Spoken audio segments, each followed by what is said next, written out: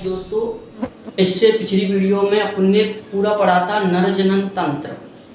नर जनन तंत्र पे अपन ने देखा था कि नर जनन तंत्र में मुख्य जननांग क्या है।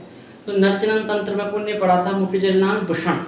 हमें पता है वृषण को मुख्य जननांग क्यों कह रहे थे। वृषण को मुख्य जननांग या प्राथमिक जननांग इसलिए कह रहे थे क्योंकि जो मानव में युग्मक का निर्माण होता है वो वृषण में ही होता है। और युग्मक तो आपको पता है, युग्मक मानव शरीर की, मानव की बात की जाए तो मानव की युग्मक आकृत कोशिका है जो निषेचन की क्रिया में सहायक है। जो निषेचन क्रिया में सहायक अंग है उसे अपन मुख्य जननांग या प्राथमिक जननांग कह रहे थे। तो अपन ने नर जनन तंत्र पढ़ा था, जितने अंग तंत्र पढ़े थे उसमें मुख्य जननांग था वृषण। क्यों? क्योंकि वृषण में ही नर युग्मक का निर्माण हो रहा है जो निषेचन की क्रिया के लिए सहायक है। बिना युग्मक के निषेचन की क्रिया संपन्न ही नहीं होती। ठीक है, ऐसे ही मादा में मुख्य जनन क्या है वो अपन आगे पढ़ेंगे। अभी अपन नर जनन तंत्र का पूरा पढ़ेंगे। नर युग्मक कैसे निर्माण होता है, कैसे नर युग्मक है जो हमारे शरीर का वो कैसे निर्माण होता है।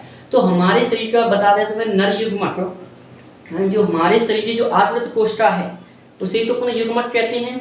तो नर युग्मक मानव शरीर की आवृत कोशिका को ही अपन युग्मक कहते हैं। और मानव शरीर में नर में मुख्यतः युग्मक किसे कहते हैं?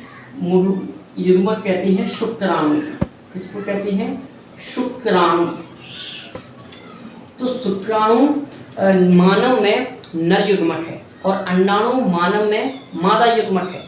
तो आज अपन नर जनन तंत्र पढ़ा था, उसके बाद आज अपन शुक्राणु की संरचना का वर्णन करेंगे। जो नर जनन तंत्र में वृषण में युग्मक का निर्माण हो रहा था, जो शुक्राणु निर्माण हो रहा था उसकी संरचना कैसी होती है, तो हमारे शरीर की जो आवृत कोशिका है वो कैसी दिखाई देती है और इसका क्या काम है, उसकी शुक्राणु संरचना को अपन डिटेल में जाने। शुक्राणु की संरचना अपन क्रम बाई क्रम पढ़ेंगे ताकि अपन को कोई भी दिक्कत ना आए। ठीक है, अपन ने सबसे पहले नर जनन तंत्र पढ़ा, उसमें मुख्य जननांग वृषण पढ़ा, वृषण को डिटेल में देखा, उसमें युग्मक का निर्माण हो रहा था और युग्मक क्या था? शुक्राणु। अब अपन देखें शुक्राणु की संरचना। ठीक है, तो देखेंगे तो मानव में शुक्राणु की संरचना कुछ इस प्रकार है। उसका जो अग्र सिरा होता है इस प्रकार नुकीला होता है। ठीक है, इस प्रकार नुकीला होता है और इसमें एक इस प्रकार की गर्दन टाइप की रहती है और इसका ये होता है मध्यखंड। इसका मध्यखंड और ये धीरे धीरे पतला होता जाता है और पूंछ की आकृति ले लेता है। आगे चल के इसमें पूंछ का निर्माण हो जाता है।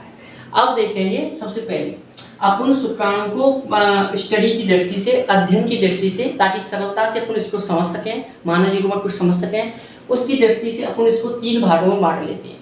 सबसे ऊपर वाले भाग को अपन कहते हैं अग्रपिंड। इसे बोलते हैं अपन अग्रपिंड। ठीक है, 3 भागों में बांट लिया। सबसे ऊपर वाले को अग्रपिंड और मध्य वाले को कहते हैं अपन मध्यखंड और सबसे नीचे वाला ये है पूंछ, इसे बोलते हैं पूंछ। शुक्राणु को अध्ययन की दृष्टि से अपन 3 भागों में बांट लेते हैं, अग्रपिंड, मध्यखंड और पूंछ। ठीक है, अग्रपिंड में क्या क्या होता है? सबसे पहले अपन अग्रपिंड देखिए। अग्रपिंड शुक्राणु का कैसा होता है? कुछ नुकीला टाइप का होता है। क्यों नुकीला होता है? क्योंकि जो इसे अंडाणु को निषेचनी क्रिया के लिए इसे अंडाणु की सतह को भेदना होता है। तो भेदने के लिए इसी का जो नुकीला सिरा इसे सहायता देता है। इसके नुकीले सिरे में क्या होता है? एक्रोसोम होता है। क्या होता है इस नुकीले सिरे में? एक्रोसोम। इसे बोलते हैं अपन एक्रोसोम।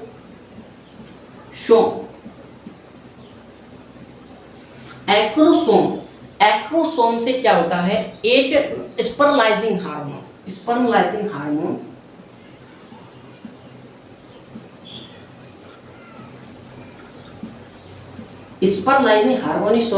स्पर्मलाइजिंग एंजाइम है। क्या है? एंजाइम।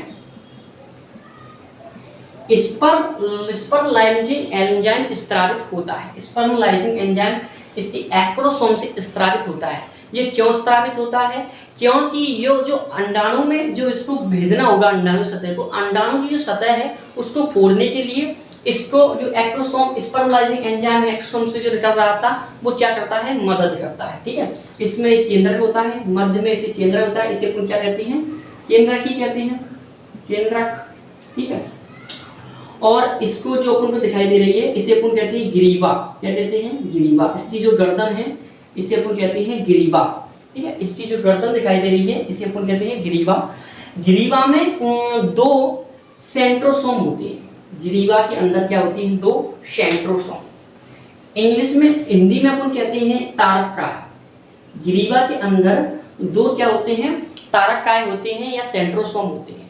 जो इसके समीप है, इसकी गर्दन के समीप है उसे समीपस्थ तारककाय, जो गर्दन के दूर है उसे दूरस्थ तारककाय कहते हैं। इसे कहते हैं समीपस्थ, समीपस्थ तारककाय, और इस वाले कहते हैं दूरस्थ तारककाय, दूरस्थ तारक। इसकी गर्दन में दो सेंट्रोसोम उपस्थित थे, तारककाय उपस्थित थे। जो गर्दन के ऊपर वाले हिस्से में उसे बोलेंगे अपन समीपस्थ तारककाय, और गर्दन से जो दूर है उसे बोलेंगे दूरस्थ तारककाय। ठीक है, और अब क्या है, अब इसके पढ़ेंगे मध्यखंड। आकृपिंड समझ में आया। आकृपिंड क्या है, नुकीला सिरा होता है, इसके मध्य, इसके ऊपर क्या है, एक्रोसोम उपस्थित रहता है, इसके ऊपर एक्रोसोम उपस्थित रहता है, जिससे स्पर्मलाइजिंग हार्मोन, स्पर्मलाइजिंग एंजाइम निकलता है, जो अंडाशय के भित्ति को फोड़ने के लिए सहायक होता है। इसके मध्य में केंद्रक होता है। ठीक है, इसकी जो ग्रीवा है इसमें तारककाय उपस्थित रहते हैं, जो गर्दन के समीप होते हैं उसे उसी के नाम पे समीपस्थ तारककाय, जो गर्दन से दूर रहते हैं उसे उसी के नाम से दूरस्थ तारककाय कहते हैं।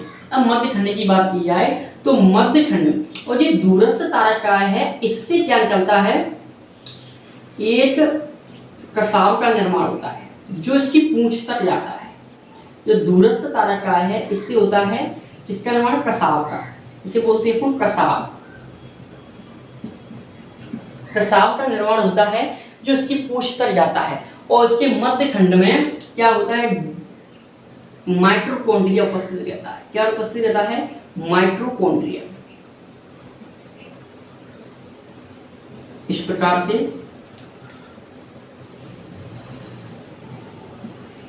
प्रकार से माइटोकॉन्ड्रिया की संरचना उपस्थित है। इसके मध्य खंड की बात की जाए तो इसमें क्या है, दूरस्थ तारककाय से एक संरचना निकलती है जिसे अपन कसाव कहते हैं, और ये पूंछ तक जाती है।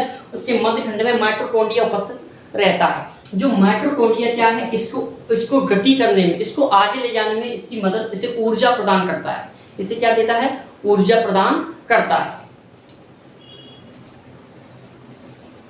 ठीक है, अब देखेंगे इसके मध्य भाग देख लिया अपन ने। मध्य भाग में क्या है, माइटोकॉन्ड्रिया उपस्थित है, जो क्या किसके लिए उपस्थित है, जो इसके गति प्रदान करने के लिए इसमें सहायक है, इसे ऊर्जा देता है।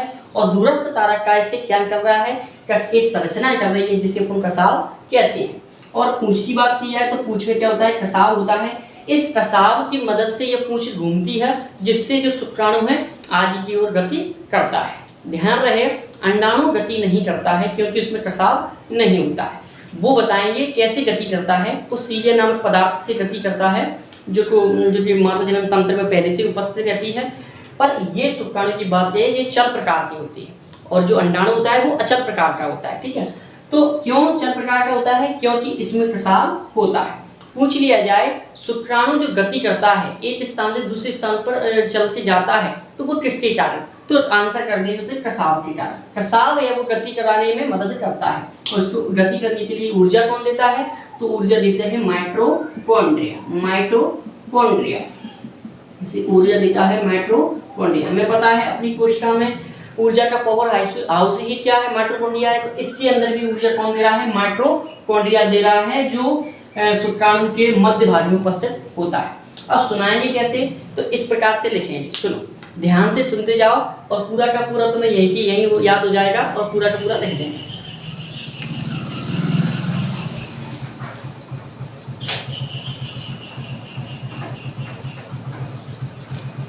तो इस प्रकार से बताएंगे कि शुक्राणु की संरचना अध्ययन की दृष्टि से अपन 3 भागों में पढ़ते हैं। अध्ययन की दृष्टि से शुक्राणु को अपन 3 पार्टों में पढ़ते हैं। नंबर 1 अग्रपिंड, नंबर 2 मध्यखंड, और नंबर 3 पूंछ। ठीक है। आर्किक पिंड को सबसे पहले पढ़ेंगे। तो आर्किक पिंड के ऊपर क्या है, एक्ट्रोसोम उपस्थित रहता है, ठीक है। तो एक्ट्रोसोम से एक एंजाइम निकलता है, स्पर्म लाइजिंग एंजाइम। स्पर्म लाइजिंग एंजाइम क्या है, जो अंडाणु की सतह है उसको भेदने का कार्य करता है। और इसकी आर्किक पिंड में एक केंद्रक उपस्थित रहता है, ठीक है। और इसकी ग्रीवा में 2 तारकाएं उपस्थित रहती हैं। जो इसके सर के ऊपर तारकाएं है उसे समीपस्थ तारकाएं, तथा इससे दूर है उसे दूरस्थ तारकाएं कहते हैं, ठीक है। दूरस्थ तारकाएं में एक संरचना चलती है जो पूंछ तक जाती है, इसे अपन कहते हैं कसाव, ठीक है। इसे जो कसाव है इसे गति कराने में क्या करता है, मदद करता है। उसके मध्य खंड में माइटोकॉन्ड्रिया उपस्थित रहता है, जो माइटोकॉन्ड्रिया इसे गति प्रदान करने में इसे ऊर्जा प्रदान करता है। इतनी बात क्लियर हुई। यहाँ से ये पूरा आप सुना दें, ठीक है। तो शुक्राणु की संरचना आपकी कंप्लीट।